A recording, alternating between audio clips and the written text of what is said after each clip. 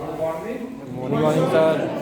मेरा नाम प्रतीक श्रीवास्तव है और जो हमारे साथी मित्र हैं उनका नाम श्री नवीन जायसवाल है और हम दोनों सुपरवाइजर ट्रेनिंग सेंटर चारबाग में सीनियर लेक्चरर हैं। ठीक है, तो अभी आप लोगों ने जल्दी के दिन में सुना होगा कि रेलवे में कुछ एक्सीडेंट हुए हैं, जैसे कि ये नॉर्थ साइड में हुआ, फिर आपका कोचिंग वैगन वाली गाड़ी का लिंक जो है वो टूट के अलग हो गया। तो रेलवे द्वारा सेफ्टी को थोड़ी वरीयता दी गई है कि भाई जो सेफ्टी से आदमी जो है लापरवाही ना करे, सुरक्षा संबंधी जो चीजें हैं, निर्देश है, उसका पालन करे। तो आज का जो सेमिनार है वो इसी बात पे आधारित है कि रेलवे में सुरक्षा का क्या महत्व है। और हम लोग रेलवे में मेंटेनेंस का काम करते हैं, तो मेंटेनेंस करने वाला जो कर्मचारी है या जो पर्यवेक्षक है वो किन चीज़ों का ध्यान रखेगा कि भाई जिससे कि हमारा मेंटेनेंस में सेफ्टी जो है वो इंश्योर है, यानी सुरक्षा जो है उसको इंश्योर करेंगे। ठीक है, तो इसी के बारे में देखना है। ठीक है, तो जैसे आप एक लिखा हुआ है इंडस्ट्रियल सेफ्टी यानी उद्योग में सुरक्षा। ठीक है, तो उद्योग में सुरक्षा क्यों जरूरी है? ठीक है, तो अगर हमने उद्योग में सुरक्षा के संबंधी जो मानक है यानी स्टैंडर्ड्स है, जो गाइडलाइन है सुरक्षा के लिए बनाए गए हैं, अगर उसका पालन नहीं करेंगे तो बाद में क्या होगा? एक्सीडेंट होगा। तो एक्सीडेंट में या तो किसी की जान चली जाएगी या रेलवे के मटेरियल का लॉस होगा। ठीक है, जैसे ट्रेन का एक्सीडेंट होता है तो कभी कभी भारी सामान की क्षति होती है या किसी की जान चली जाती है।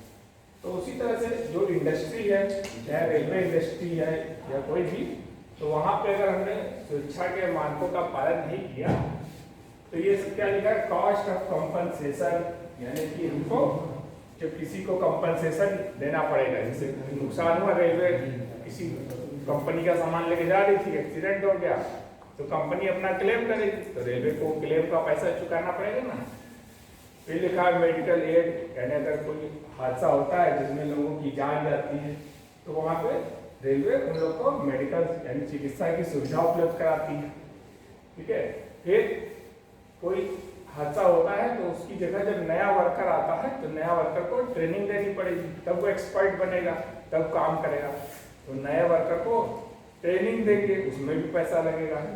ठीक है, फिर इसी तरह लिखा है इन्वेस्टिगेशन, अगर कोई जांच कर रहे हैं, कोई मशीनरी में आग लग गई, नई मशीन खरीद रहे हैं, तो ये सारी चीजों के लिए हमें पैसा लगाना पड़ेगा। ठीक है, तो इसलिए हमको क्या है कि अपने वातावरण को यानी अपना जो इंडस्ट्रियल इन्वायरमेंट है उसको सुरक्षित बनाए रखना है। अगर सुरक्षित वातावरण नहीं बनाएंगे तो इतनी सारी कीमत चुकानी पड़ेगी। तो इतनी कीमत चुकाने से अच्छा है कि जो है हम सेफ्टी जो है उसका ध्यान रखें। फिर लिखा है कि इंडस्ट्रियल एक्सीडेंट यानी हादसे के क्या कारण, दुर्घटना के क्या कारण हैं, जैसे कि असुरक्षित कंडीशन यानी अनसेफ माहौल में कार्य कर रहे हैं। ठीक है, जो हमारा जॉब है वो खुद सेफ नहीं है, जैसे कि कोई ऐसा काम करते हैं जिसमें रिस्क इन्वॉल्व है। ठीक है, फिर और भी लिखा है वर्क शेड्यूल, साइकोलॉजिकल कंडीशन यानी किसी का अगर मन नहीं है, काम में ध्यान नहीं है, ठीक है, मन की स्थिति उसकी अच्छी नहीं है, तो ये सब कुछ कारण दिए गए हैं। ठीक है, जिसके कारण कि इंडस्ट्री में एक्सीडेंट होते हैं। ठीक है, फिर अब तो ये हो गई कि सेफ्टी का क्या महत्व है। ठीक है, कि सेफ्टी का ध्यान नहीं रखेंगे तो एक्सीडेंट होगा और एक्सीडेंट के बदले में इतनी सारी कीमत चुकानी पड़ेगी। ठीक है, कि ट्रेनिंग कराओ, उसको कंपनसेशन दो। ठीक है, तो अब करेंगे क्या?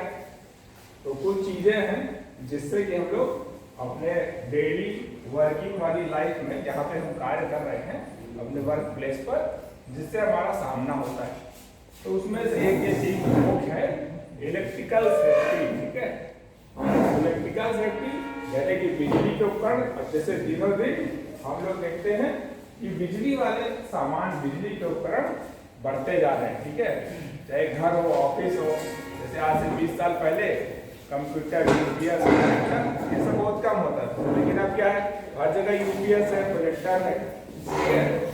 पहले ट्रेन डीजल वाली होती थी, अब इलेक्ट्रिक ट्रेन है, मेमू ट्रेन है। तो धीरे धीरे इलेक्ट्रिक वाला हिस्सा बढ़ता जा रहा है हमारे हर जगह, ठीक है। तो ऐसी जगहों पर क्या सावधानी रखेंगे, क्या चीजें चूक जाती हैं, ठीक है। तो यहाँ जैसे लिखा गया है कि जो कुछ लोगों को कंफ्यूजन होता है, ऐसे क्या चीजें हैं जिनका ध्यान रखेंगे। तो पहला लिखा है कि एक एमसीबी है। एमसीबी हम लोग जानते हैं, ठीक है, जो हमारे सप्लाई आती है बाहर से, वो लोड पर जाने से पहले एमसीबी के थ्रू गुजरती है, ठीक है। तो एमसीबी क्या होता है कि सर्किट ब्रेकर, सर्किट को ब्रेक कर देता है, तोड़ देता है, अलग कर देता है, ठीक है। तो ये एमसीबी की एक वैल्यू होती है कि भाई किस करंट पे ये काम करेगा। तो लिखा है कि 10 एम्पियर का जो सर्किट ब्रेकर होगा, ठीक है, तो 10 एम्पियर का जो सर्किट होगा ब्रेकर, वो जैसे ही करंट बढ़ेगा वो ट्रिप कर जाएगा, ठीक है, ऐसा। तो यार दिख रहा है ना, ठीक है। ऐसे हमारा सोर्स है, ठीक है, अंदर सोर्स को हिंदी बोलते हैं सोर्स, ठीक है। ये सोर्स है जहां से बिजली आ रही है और इसके रास्ते में लगा दिया गया हमने एमसीबी, ठीक है। और एमसीबी के बाद ये करंट आ जाती है लोड पर, ठीक है। तो इस तरह से ये लोड पर जाती है। तो सोर्स यानी जो बाहर से सप्लाई आ रही है, लोड हमारा कुछ भी, जैसे कोई ट्रांसफार्मर लगाए हैं, मोटर लगाए हैं, कोई भी चीज एज ए लोड, उसको बिजली में लोड कहते हैं। तो एमसीबी जो है, अगर हमने लगाई है 10 एम्पियर की, तो लोड इसका मतलब 10 एम्पियर की करंट ले रहा है, ठीक है, 10 एम्पियर करंट ले रहा है।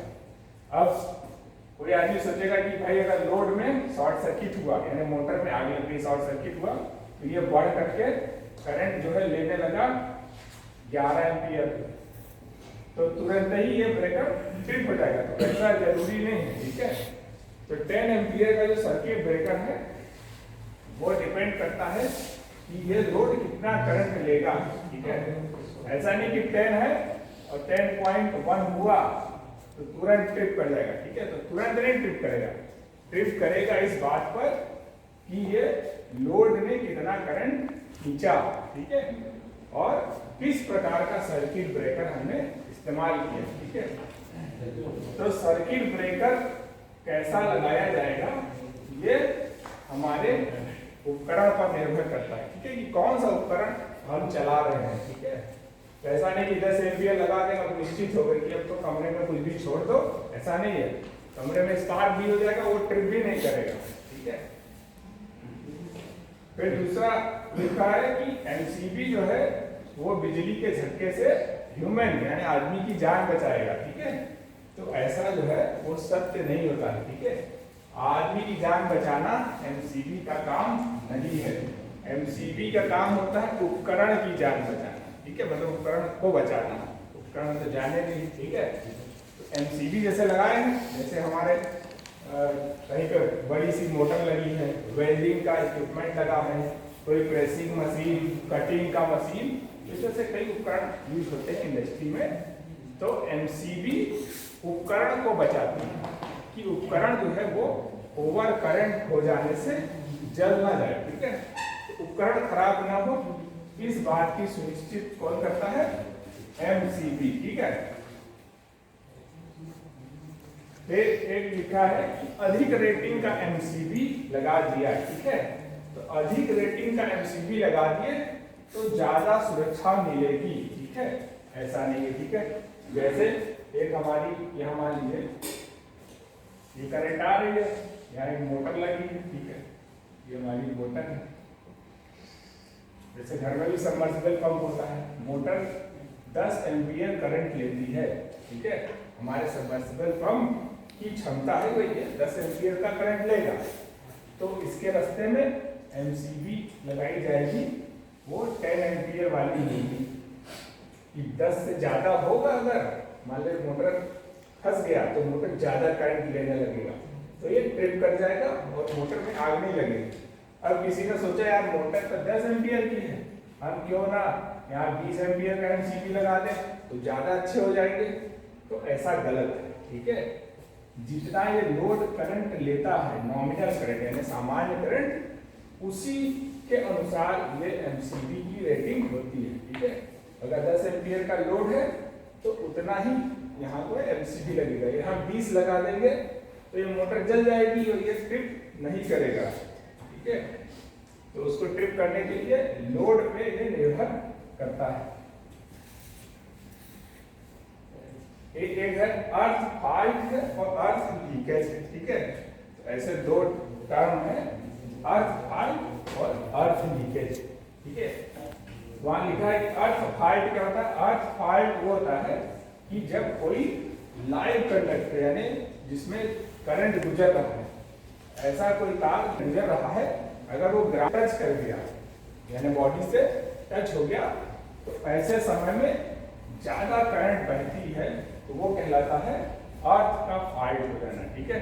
जैसे हमारे कोच में भी जो एसी चलता है तो एसी की तार गुजर रही है 415 वोल्ट का सर्किट वाला, अब वो तार जो है खुल करके कोच के बॉडी से टच कर गया तो स्पार्क होगा, ज्यादा करंट गुजरेगी, तो वो कहलाता है अर्थ फाल्ट। फिर दूसरी चीज है अर्थ लीकेज, ठीक है। तो लीकेज मतलब होता है रिसाव होना यानी धीरे धीरे। अर्थ लीकेज क्या होता है कि जैसे केबल है, ये हमारे पास एक केबल है, इसके ऊपर केबल के ऊपर ऐसे इंसुलेशन चढ़ा रहता है, केबल के बाहर इंसुलेशन लगा रहता है। तो जैसे जैसे समय गुजरता है ये इंसुलेशन खराब होते रहता है, तो इंसुलेशन पुअर होते रहता है।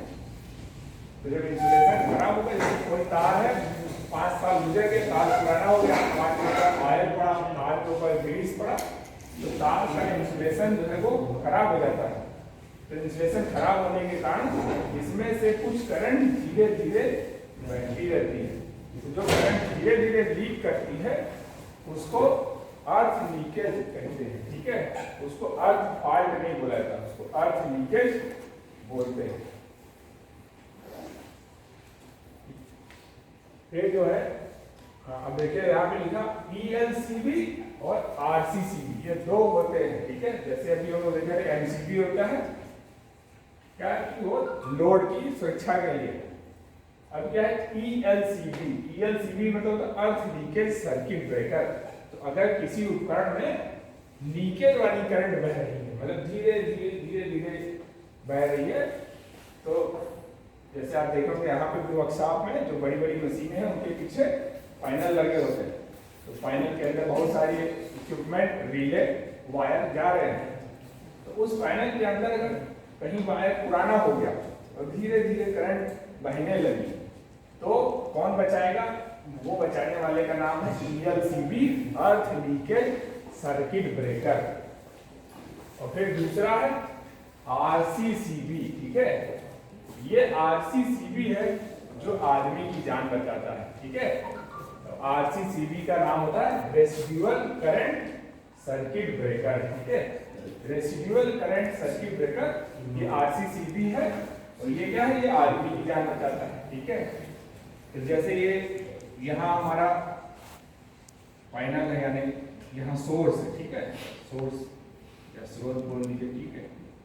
और यहाँ एक मोटर लगी है, ठीक है।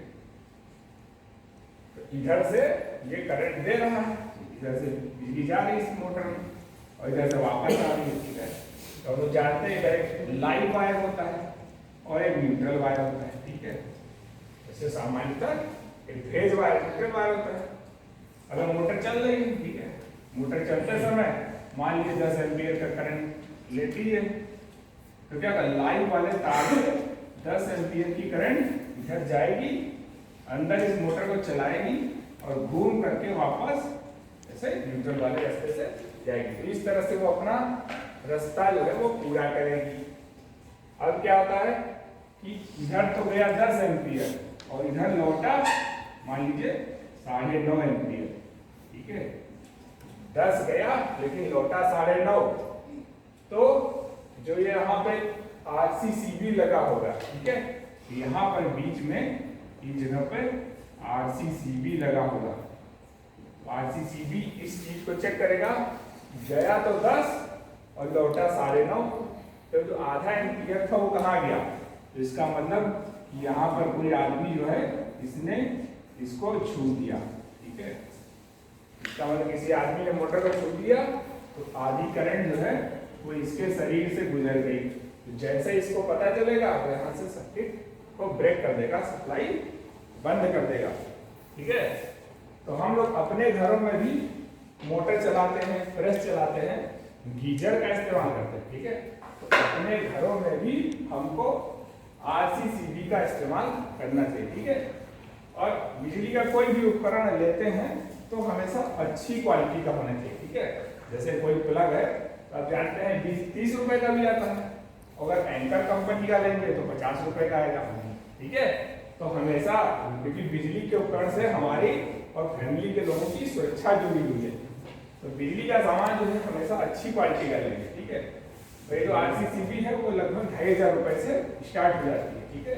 तो आप अपने घर में, आपके घर में कितना उपकरण चलता है उसके अनुसार कौन सी RCCB लगेगी उसको डिसाइड कर सकते हैं और वो अपने घर में जरूर लगवाएं, ठीक है।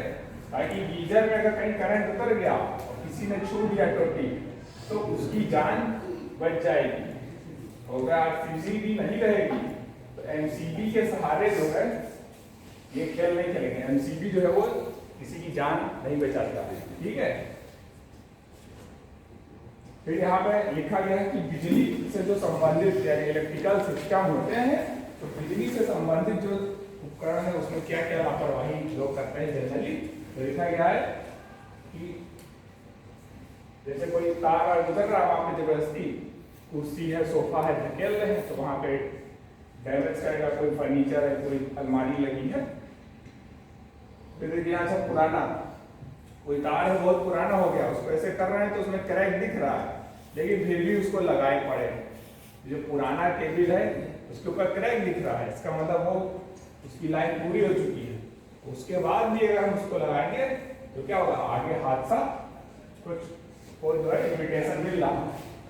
फिर एक ये है जिसको हम लोग केसिंग एंड कैपिंग बोलते हैं। आजकल हर जगह ऐसे पाइप पड़ी होती है ना, उसको केसिंग एंड कैपिंग बोलते हैं। तो उसी के बगल जो है अगर हम ये कील लगा रहे हैं तो वहां पे स्पार्क होगा, ठीक है। फिर जैसे लूज वायर है, लूज कनेक्शन है, ठीक है, तो इस चीज को अवॉइड करेंगे कि कहीं भी लूज वायर, लूज कनेक्शन इस्तेमाल नहीं करेंगे। फिर देखिए यहाँ पे लिखा है कि बिजली के जो सिस्टम में काम करते हैं उसमें क्या क्या सुरक्षा अपनाई जानी चाहिए, ठीक है। तो लिखा है कि कोई भी उपकरण है तो वो प्रॉपर्ली ग्राउंड होना चाहिए, ठीक है। तो जो हमारा उपकरण होता है उसके पीछे एक हरे रंग का तार दिया रहता है या बॉडी में छुआ रहता है। जैसे आप अपने घर में वॉशिंग मशीन देखेंगे तो वॉशिंग मशीन का जब ऊपर का कवर हटाएंगे तो एक तार आप देखेंगे कि वॉशिंग मशीन की बॉडी के साथ लगा है, ठीक है। वो इसीलिए लगा है कि ग्राउंड का वायर है। अगर किसी कारण से, जैसे आजकल वॉशिंग मशीन के अंदर जो टब होती है वो स्टेनलेस स्टील की बनी होती है, तो अगर किसी वजह से उसमें करंट आ गया तो वो बॉडी जो है उस करंट को ग्राउंड में पास कर देती है, इसलिए वो वायर दिया गया, ठीक है। तो ग्राउंड होना जरूरी है, ठीक है।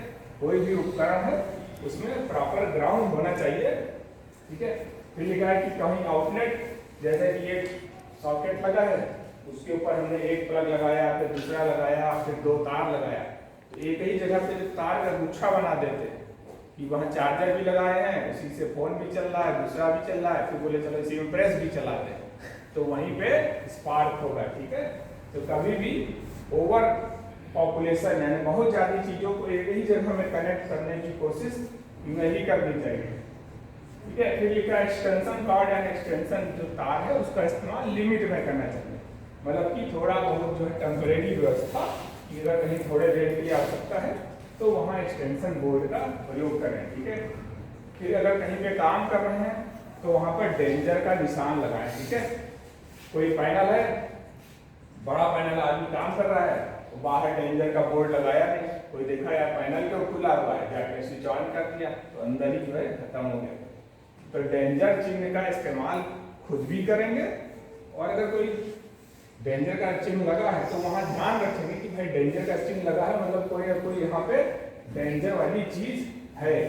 ठीक है, आजकल जो उपकरण आते हैं उसमें ऐसी व्यवस्था होती है कि जब तक आप उसकी सप्लाई काटेंगे नहीं उसका ढक्कन नहीं खुलता है। ठीक है, तो आजकल ऐसा उपकरण होता है कि जब तक उसका पावर काटेंगे नहीं उसका पैनल खुलेगा ही नहीं। ऐसे लॉक बना होता है, इंटरलॉक उसको बोलते हैं कि जब बिजली बंद करेंगे तभी ढक्कन खुलेगा। ठीक है, और आप जो मार्केट में बिजली का बॉक्स खरीदते हैं उसके ऊपर भी एक स्टिकर चिपका रहता है कि इस ढक्कन को खोलने के पहले सप्लाई का बंद होना सुनिश्चित करें। ठीक है, तो ये सारी चीजें हैं। ठीक है, फिर जो है कि फ्यूज, ठीक है, अब लिखा है कि फ्यूज में प्रॉपर साइज का फ्यूज, जैसे हम लोग के घरों में सुरक्षा के लिए फ्यूज दिया जाता है, कोच में भी फ्यूज का पैनल होता है। तो जो फ्यूज हटाया गया है, मान लीजिए फ्यूज हटाया आप 10 एम्पियर का, तो उसकी जगह जो दूसरा फ्यूज लगेगा वो 10 ही वाला लगेगा। ऐसा नहीं कि 10 वाला हटाए तो पता चला 10 वाला नहीं था, बोले चलो 15 एम्पियर वाला लगा दिए। ठीक है, तो जो 15 एम्पियर का फ्यूज लगा दिए तो अब वो आपके सर्किट के काम का नहीं है। ठीक है, इसी तरह घर में क्या होता है, घर में जब फ्यूज उड़ जाता है तो आदमी कई तार को ऐंठ देता है कि मोटा सा बना करके लगा दिए, तो मोटा बना करके लगा दिए, फिर फ्यूज का रोल खत्म हो गया। ठीक है, असली में फ्यूज वायर अलग होता है जो मार्केट में मिलता है, वो फ्यूज वायर इसीलिए बना रहता है। ठीक है, जैसे पतला सा तार है या आपके घर में कहीं आगे शॉर्ट सर्किट हुआ तो ये फ्यूज वायर पिघल जाएगा, और पिघल जाएगा तो आपके घर में आग नहीं लगेगी। अब हमने क्या किया कि नहीं भैया फ्यूज तो बार बार उड़ता है, तो बोले चलो इसको खूब मोटा सा तार लगा दिए। अब मोटा तार लगा दिए क्योंकि बार बार फ्यूज उड़ रहा है, अब क्या होगा, फ्यूज तो नहीं उड़ेगा, पूरे घर में जो है वायरिंग में आग लग जाएगी। ठीक है, तो फ्यूज का जो रोल है, फ्यूज का रोल है कि वो खुद मेल्ट हो जाएगा और सर्किट को या आपकी वायरिंग को बचाए रखेगा। तो फ्यूज का जो काम है वो उसको करने दें। ठीक है, फ्यूज के साथ जो है बाईपास जो है वो व्यवस्था नहीं अपनाएंगे। ठीक है, फिर लिखा है वही कि उपकरण की जो क्वालिटी है वो अच्छी क्वालिटी का सामान इस्तेमाल करेंगे। ठीक है, फिर जो आग, जैसे कोच में कभी कभी आग लग जाती है, हमारे कोच है या लोकोमोटिव है, तो आग लगने का भी कुछ कारण है। तो वहां लिखा है कि थर्मोस्टेट, ठीक है, कोच में हीटर लगा होता है, आप जानते हैं कोच में जाने के समय हीटर लगा होता है, तो हीटर के साथ थर्मोस्टेट होता है। थर्मोस्टेट वो होता है जो टेम्परेचर को सेंस करता है, टेम्परेचर को सेंस करके और आउटपुट वोल्टेज बनाता है। ठीक है, थर्मोस्टेट मतलब एक तरह का सेंसर है जो क्या करेगा, टेम्परेचर को सेंस करेगा। ठीक है, तो जो कोच है या कहीं भी अगर टेम्परेचर का सेंसर लगा है तो वो प्रॉपर वर्क कर रहा है। ठीक है, जैसे हमारे लोकोमोटिव में भी होता है। ठीक है, यहाँ पर ऐसे सेंसर लगा होता है, इस तरह से ही ऐसे दिखता है। ठीक है, इसके ऊपर कैप होता है, यहाँ जैसे 2 वायर निकले रहते। ठीक है, यहाँ जो अंदर है इसका टेम्परेचर सेंस करेगा। अब पता चला कि इस टेम्परेचर का जो सेंसर है इसके ऊपर यहाँ पे से पपड़ी जम गई, इस पपड़ी जम गई, इस पपड़ी को हम क्या बोलते हैं, स्केल बोलते हैं, SCAL। ठीक है, स्केल जम गई यानी पपड़ी जम गई। अब हमने टंकी खोली, साफ करी, देखा स्केल जमा है, बोले यार जाने तो स्केल से क्या है, तो अब स्केल को हमने इग्नोर कर दिया। तो जो अंदर की चीज है, अभी टेम्परेचर यहाँ 100 पहुंच गया तो यहाँ आउटपुट जो है अभी भी कम आएगा। अब स्केल जम गया, इसके ऊपर पूरी लेयर बन गई, अब ये टेम्परेचर 100 से जा करके 120 हो गया, तब भी इसके ऊपर कोई फर्क नहीं पड़ा क्योंकि इसको तो सेंस कर ही नहीं पा रहा है क्योंकि स्केल जमा हुआ है। ठीक है, तो ये जितना करंट मान लीजिए 100 पे इसको बिजली बनानी है और ये खराब पड़ा हुआ है तो क्या होगा कि कभी ना कभी ये जा करके आगे सर्किट में प्रॉब्लम क्रिएट करेगा। ठीक है, क्या फिर लिखा है ओवर वोल्टेज रिले। ठीक है, तो रिले एक ऐसा उपकरण होता है जो किसी वोल्टेज को या करंट को सेंस कर सकता है, ठीक है, कि करंट कितनी बह रही है तो वो भी जान जाएगा। वोल्टेज जैसे डिफाइंड बाय 220 वोल्ट से ज्यादा हुआ तो उसको भी सेंस कर लेता है, उसी का नाम होता है रिले, ठीक है। रिले में एक कॉइल लगी होती है, वो कॉइल उस वोल्टेज को या करंट को सेंस करती है, ठीक है।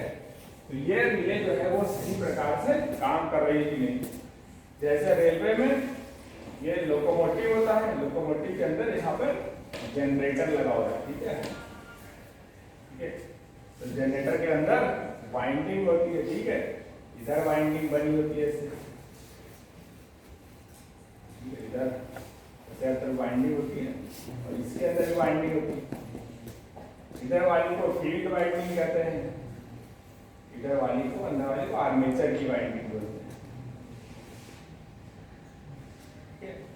इसकी वाइंडिंग के साथ ही ऐसा रिले लगा होता है, ठीक है, इसके साथ ऐसे रिले लगा रहेगा। तो जब वाइंडिंग जो है हमारी फील्ड है, तो फील्ड में जो करंट गुजरती है उसकी एक लिमिट होती है कि 650 एम्पीयर से ज्यादा करंट नहीं लेना है। अगर किसी कार जनरेटर खूब चल रहा इसकी करंट 650 से ज्यादा हो गया तो ये रिले से ओपन हो जाएगा और तुरंत ही इसकी फील्ड में आगे करंट नहीं जाएगा, ठीक है। अब अगर ये रिले ही खराब है, रिले को हमको अपने मेंटेनेंस के दौरान इस रिले को उतारना है। हमारे टेस्ट बेंच होती है, आप लोग तो देखे हैं, टेस्ट बेंच आपका तो बहुत बढ़िया बना हुआ है। टेस्ट बेंच पे रिले को चेक किया गया कि भाई 650 पे काम कर रही है। तो अगर एक खराब रिले है, काम नहीं करी, तो ये जो पूरी वाइंडिंग है उसका इंसुलेशन जो है गर्म हो जाएगा। तो इंसुलेशन गर्म हो जाएगा, फिर ये हीट हो जाएगा और इसमें धुआं उठने लगेगा। और अगर आगे ध्यान नहीं दिए तो फिर इसी धुएं से फिर और आगे आग लग सकती है। तो कभी कभी लोकोमोटिव में ऐसा भी आग का कारण हुआ कि जिसमें रिले जो है वो सही तरीके से काम नहीं करी, तो तार जो है वो गर्म हो गया, उसको बोलते हैं ओवर हीटिंग। तो तार जो है गर्म हो गया और लोकोमोटिव में आग लगी, ठीक है। अब लोकोमोटिव चल रहा है, उसमें आग लग गई तो कितना भारी नुकसान होगा, ठीक है। तुरंत आज तक वाले पहुंच जाएंगे चैनल लेकर कि देखो चलती गाड़ी में लगी आग, ठीक है। तो इसी तरह से अंडर फ्रेम की साफ सफाई, जो भी हमारा वर्किंग एरिया है, जैसे कोच के नीचे का एरिया है, अंदर पैनल का एरिया है, तो जब एरिया साफ रहेगा तभी तो हमको कोई प्रॉब्लम दिखेगी, ठीक है। तो अगर साफ सफाई नहीं रखेंगे तो कोई चीज का पता ही नहीं चलेगा कि केबल पंचर है, पुरानी है कि नई है, ये तब तक नहीं पता चलेगा जब तक कि पूरी तरह से सफाई न की गई। फिर वही चीज है, टाइट कनेक्शन होना चाहिए, अर्थ फाल्ट, ठीक है। चलिए उसको बना, ठीक है। फिर एक दूसरी चीज है बेयरिंग, ठीक है। हमारे कोई भी जो रोलिंग स्टॉक होता है, यानी कोच हो, वैगन हो, डेमू हो, मेमू हो, कोई भी चीज हो, हर जगह पर बेयरिंग लगी रहती है रेलवे में, ठीक है।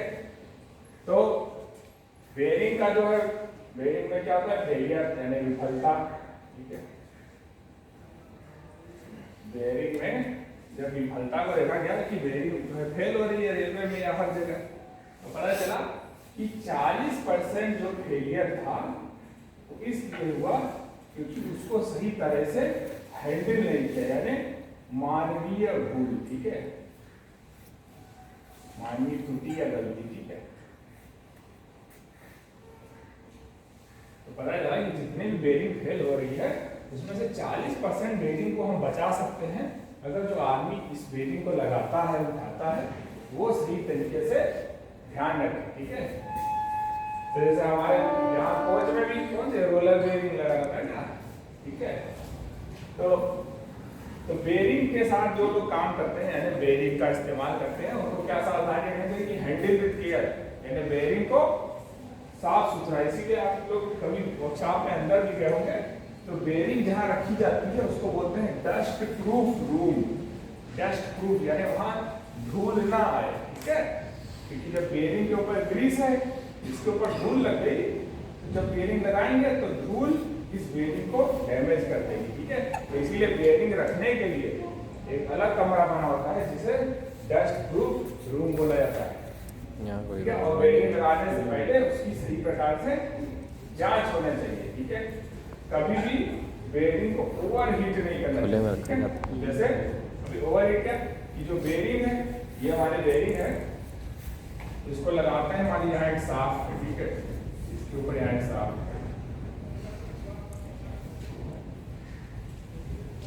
ये ऐसे साफ है, इसके ऊपर ये बेरिंग लगाना है।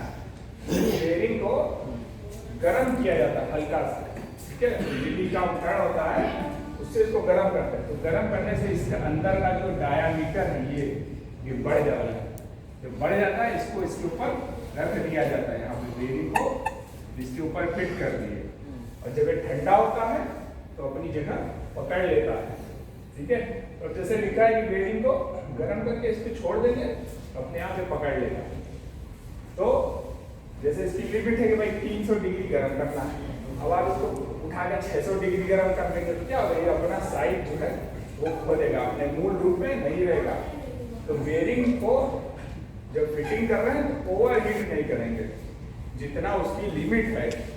हर जगह पे काम करने के लिए स्टैंडर्ड इंस्ट्रक्शन दिया रहता है। ऐसा तो है नहीं कि रेलवे में आपको इंस्ट्रक्शन नहीं, इंस्ट्रक्शन सभी काम के लिए इंस्ट्रक्शन मौजूद है कि बेरिंग है तो उसको 220 तक गर्म करो, या निकालना है तो इतना प्रेशर लगाओ, तो उस इंस्ट्रक्शन का फॉलो करेंगे।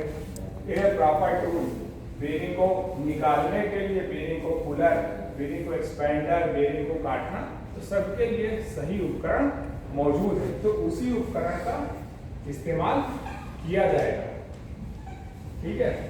फिर अब ये तो लिंकिंग आउट का इंस्ट्रूमेंट, इसको अभी हम बाद में वीडियो के थ्रू देखेंगे, ठीक है। 220 से 300 जो है कि वो हमारे साथी जो जयसवाल था, वो अभी तो हमने वो बताया जो टेक्निकल चीज है, ठीक है। अब वो बताएंगे कि जो हम ऐसे गलती करते हैं इससे हमारी छवि कैसे खराब होती है, ठीक है।